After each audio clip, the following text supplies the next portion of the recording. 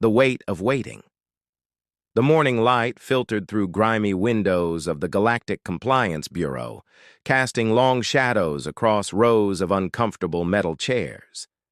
Zara Veth shifted nervously, her delicate blue-tinted fingers intertwined, as she watched her twin children play quietly beside her. Her elongated ears, a distinctive feature of the Kalari species, twitched at every sound in the sterile waiting room. Nico, the more adventurous of the twins, traced patterns on the dusty floor with his finger while humming a traditional Kalari lullaby. His sister Lyra sat closer to their mother, her large amber eyes darting between the other families waiting in similar distress. Both children bore the unique characteristics of their mixed heritage. Kalari grace combined with human resilience, their skin holding a faint luminescent quality that marked them as different in this rigid society. "Mama, why are we here again?" Lyra whispered, her voice barely audible above the hum of ancient air recyclers.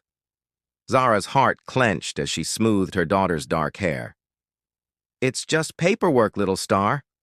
Nothing to worry about." The lie tasted bitter on her tongue. She knew exactly why they were here, had known since the new Hybrid Classification Act passed 3 months ago. The Galactic Council had decided that mixed-species children posed a cultural contamination risk and required special monitoring. What she hadn't expected was how quickly monitoring would turn into something far more sinister. An ordinary hero across the lobby, Marcus Reed wiped sweat from his forehead as he finished repairing a malfunctioning climate control unit. His gray maintenance uniform marked him as invisible to most of the bureaucrats who passed by, which suited him just fine. At 35, Marcus had learned that being overlooked often meant staying alive. His weathered hands told stories of countless repairs in the bowels of space stations and government facilities, but his sharp green eyes missed nothing. He'd been watching the Kalari woman and her children for the past hour, noting the tension in her shoulders and the way she kept checking the time display on her wrist device. Something about the scene felt wrong, like a discordant note in an otherwise routine morning. Marcus had developed good instincts during his years in military logistics before washing out due to what his commanding officer had called excessive humanitarian concerns. The sound of heavy boots on polished floors made everyone in the waiting room look up. 3 enforcement officers in black uniforms entered, their faces hidden behind reflective visors. The lead officer carried a data pad, while the other 2 positioned themselves strategically near the exits. "Subject designation 7749K. Report for processing," the lead officer announced in a mechanical voice that stripped all warmth from the words. Zara's face went pale as she stood slowly, gathering her children close. "That's us," she whispered, trying to keep her voice steady for their sake. Marcus felt something cold settle in his stomach as he watched the family approach the officers. His hands stilled on his tools as every instinct he'd developed screamed that something terrible was about to happen. When rules become Weapons Commander Thorne, the facility's chief enforcement officer, emerged from his office with the measured stride of someone who had never questioned an order. His pale skin and cold gray eyes reflected years of unwavering dedication to protocol. Behind him walked 2 junior officers, their movements synchronized like well-programmed machines. "Zara Veth, registry number 7749K, Thorne read from his pad without looking up. "You are here for final processing under Galactic Statute 847B, Hybrid Offspring Relocation Protocol." The words hit Zara like physical blows. "Relocation? I was told this was for registration updates. My children are citizens. They have rights. Hybrid offspring require specialized care and education that cannot be provided in mixed-species households," Thorne interrupted. "The Galactic Council has determined that temporary separation is in their best interest." "Temporary?" Zara's voice cracked. "For how long?" "Indefinite. Appeals may be filed through proper channels with an estimated review period of 18 to 24 standard months." Nico tugged at his mother's coat. confusion replacing his earlier playfulness. "Mama, what does separation mean?" Marcus's grip tightened on his wrench. He'd heard enough bureaucratic doublespeak during his military service to know when someone was being told their world was ending in the most clinical terms possible. The maintenance worker in him wanted to keep his head down and finish his job, but something deeper, something that had gotten him kicked out of the service for caring too much, was stirring to life. Lyra began to cry softly as two officers moved to flank the children. "I don't want to go without Mama," she whimpered, pressing herself against Zara's leg. "The transport departs in 15 minutes, Thorne announced.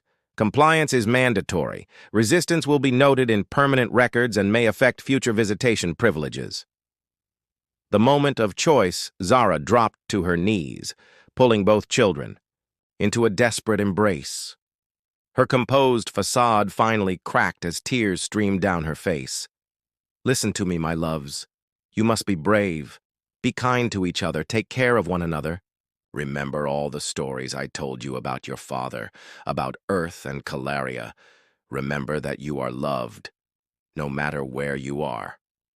Marcus watched in growing horror as the scene unfolded. Other families in the waiting room looked away, some crying silently, others staring at their hands. Everyone knew that drawing attention to yourself in a place like this could make you the next target.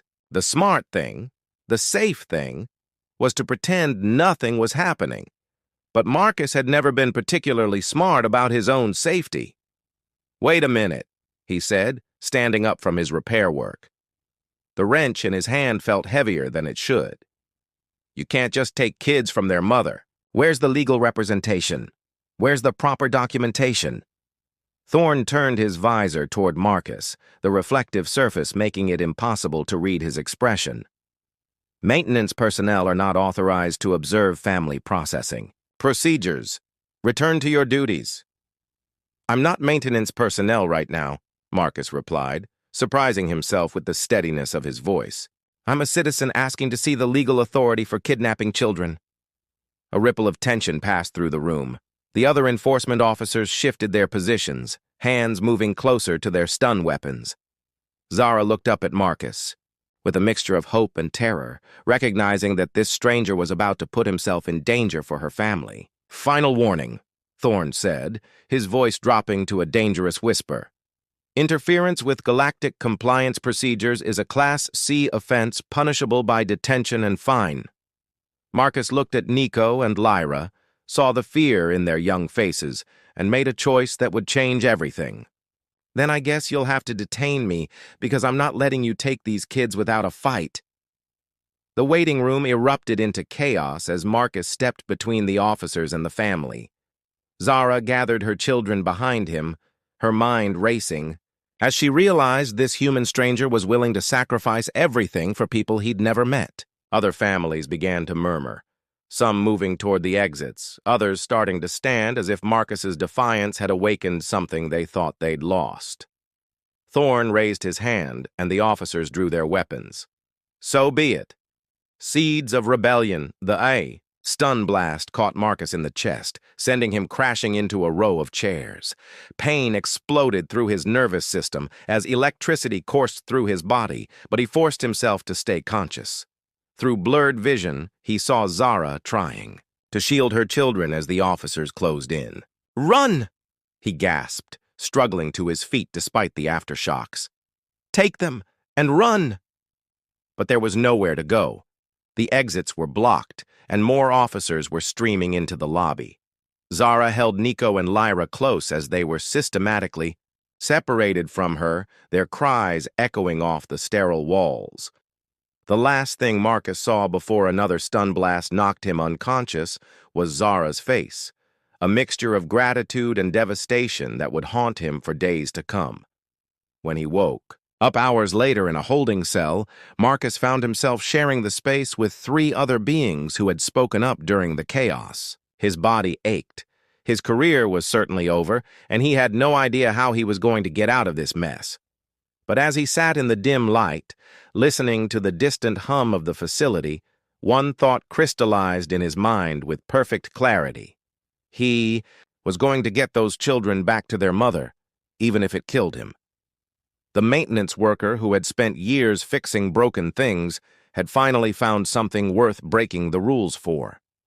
And in a galaxy where compassion was becoming a revolutionary act, Marcus Reed was about to discover just how powerful an ordinary person could become when they decided that enough was enough. Outside his cell, the machinery of bureaucratic oppression continued its relentless work, processing families and filing reports. But something had shifted in the sterile corridors of the Galactic Compliance Bureau. A seed of rebellion had been planted, and it would grow in ways that Commander Thorne and his cold calculations could never predict. The real story was just beginning. Finding hope in the shadows 5 days after the separation, Marcus Reed walked through the lower districts of New Geneva Station with the careful gait of someone who had learned to navigate both bureaucratic mazes and back-alley dangers. His release from detention had come with a hefty fine, a permanent mark on his record, and the loss of his maintenance job. But freedom, even compromised freedom, gave him something far more valuable than steady employment: the chance to make things right.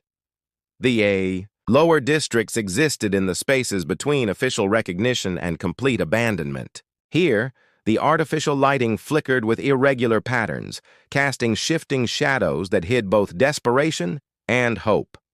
Street vendors sold recycled goods and questionable food to anyone with credits, while children of a dozen different species played games that transcended language barriers. It was exactly the kind of place where someone might disappear if they needed to vanish from official notice. Marcus had been searching for 3 days, following whispered rumors and half-remembered conversations from his time working the station's forgotten maintenance tunnels. Someone had mentioned seeing a Kalari woman in the refugee sectors, someone who looked like she was running from more than just bad luck. He checked every shelter, every temporary housing unit, every place where the desperate gathered to share resources and stories.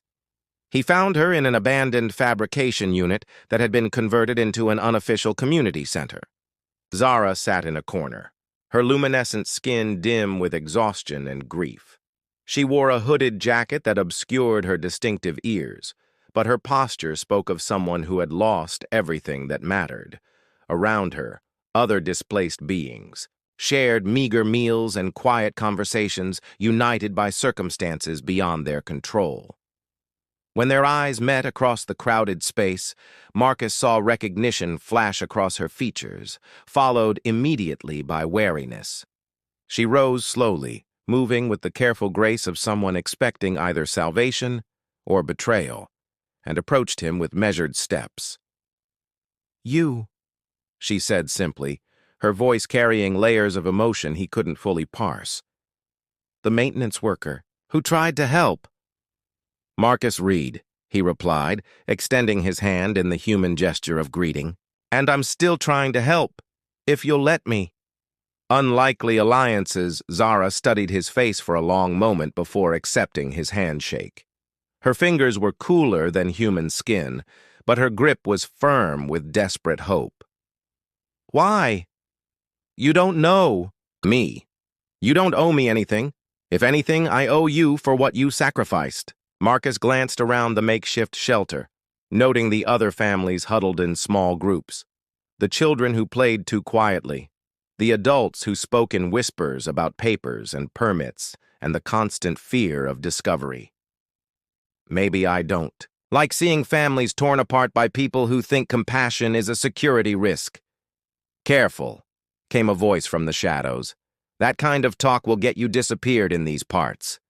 They turned to see a figure emerge from behind a stack of supply crates. The newcomer was human, but his appearance suggested someone who had spent significant time modifying himself for survival. Cybernetic implants gleamed at his temples, and his left eye held the telltale shimmer of artificial enhancement. Despite his intimidating appearance, his smile was warm and genuine. "Jackson Cross," he said, offering a slight bow. "Information broker, occasional miracle worker, and full-time thorn in the side of bureaucratic oppression. I couldn't help but overhear your conversation, and I think I might be able to help with your particular problem. Zara tensed, clearly suspicious of anyone who claimed to work miracles. What kind of help? Jackson gestured toward a quieter corner of the space, away from curious ears.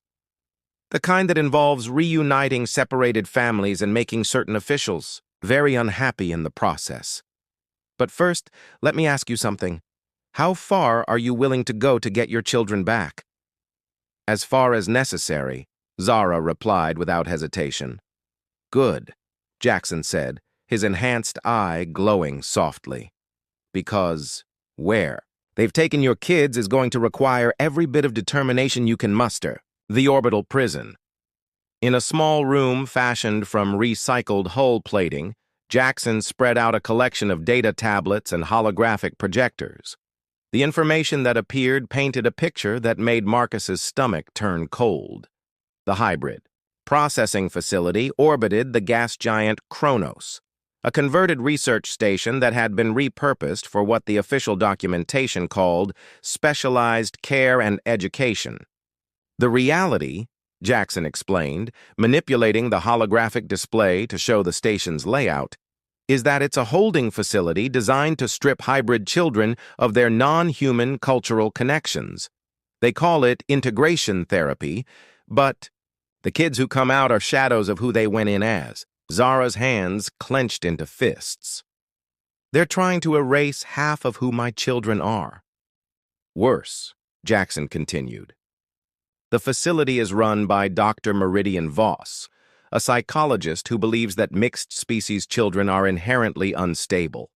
Her methods involve isolation, cultural deprivation, and systematic replacement of family bonds with state loyalty. Marcus leaned over the display, studying the security measures with the eye of someone who had spent years understanding how complex systems worked.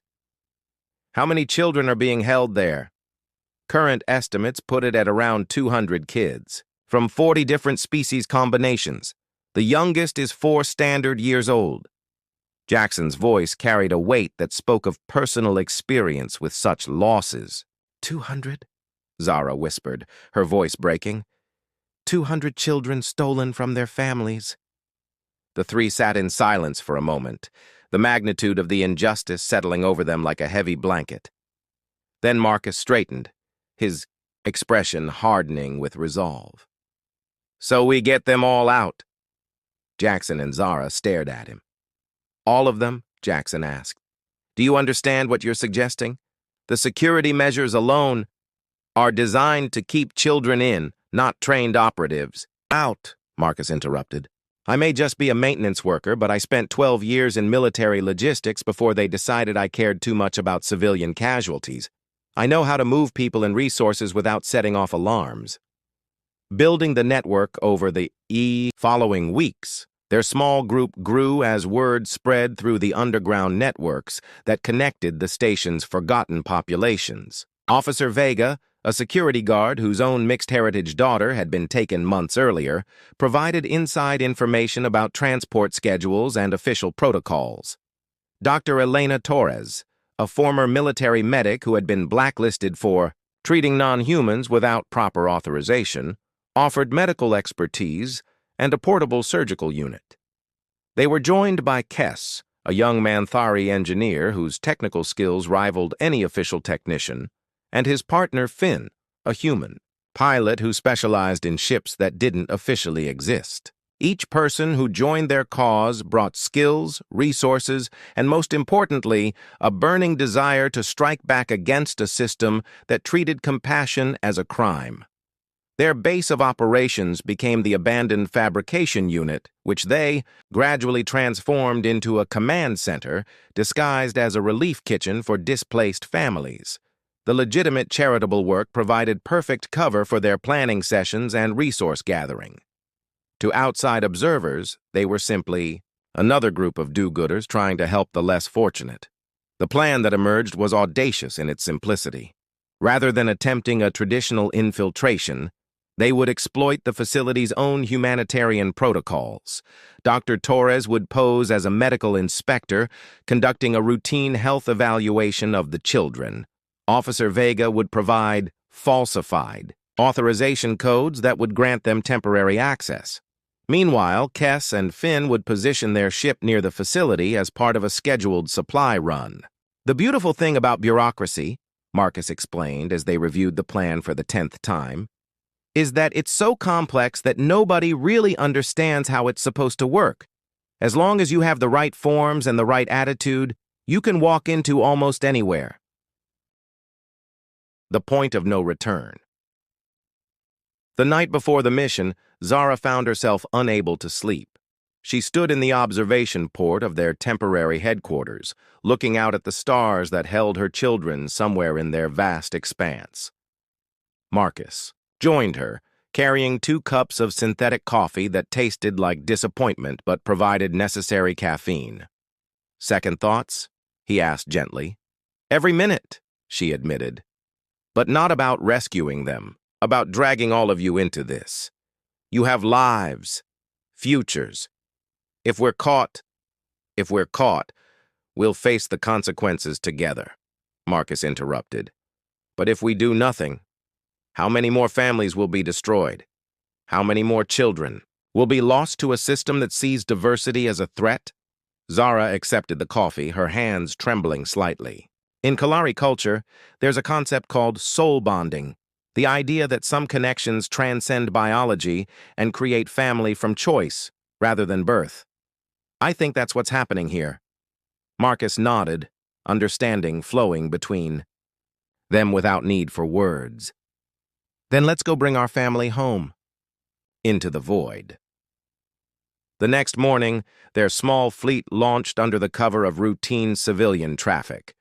Dr. Torres traveled aboard a medical transport that Finn had acquired through channels that didn't bear close examination. Marcus and Zara rode in a supply vessel with Kess, surrounded by legitimate cargo that would provide perfect cover for additional passengers on the return trip. As they approached the hybrid processing facility, the reality of their situation became clear. The station was massive, bristling with defensive systems and surrounded by patrol ships that moved in precise patterns. But it was also exactly what Marcus had expected: a bureaucratic institution that valued the appearance of legitimacy over actual security. "Remember," he told the team over their encrypted communication channel, "we're not criminals breaking in. We're officials doing our jobs. The moment we start acting like we don't belong here is the moment this all falls apart." Dr. Torres's voice came back steady and professional. "Medical inspection team requesting docking clearance for routine health evaluation." "Cleared for docking bay 7, the station's traffic control responded. "Please have all documentation ready for verification." As their ships moved toward the facility, Zara pressed her hand against the viewport, knowing that somewhere in that cold structure, Nico and Lyra were waiting for a rescue they didn't even know was coming. The maintenance worker beside her had become something she had never expected to find in her darkest hour: a guardian angel with calloused hands and an unshakable moral compass. The real test was about to begin. But for the first time since her children had been taken, Zara Veth allowed herself to hope that families could indeed triumph over the machinery of oppression, especially when ordinary people decided to become extraordinary.